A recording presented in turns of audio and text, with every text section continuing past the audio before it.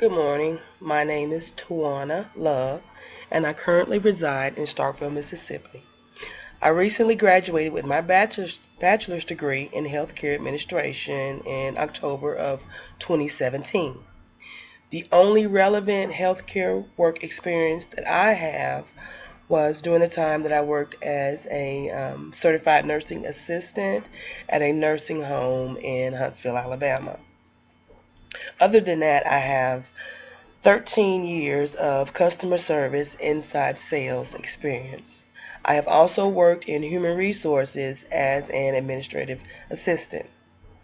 From this course, I expect to learn how to utilize various organizational theories and strategies in healthcare management, as well as understand the leadership role in a healthcare setting.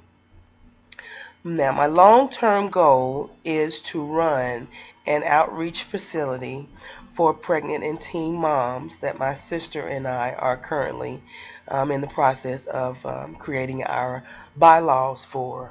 Um, but my short term goal is I want to work like at a local doctor's office or a nursing home where I can gain the needed work experience that I can use that'll help me with my long term goal of running an outreach facility for pregnant and teen moms.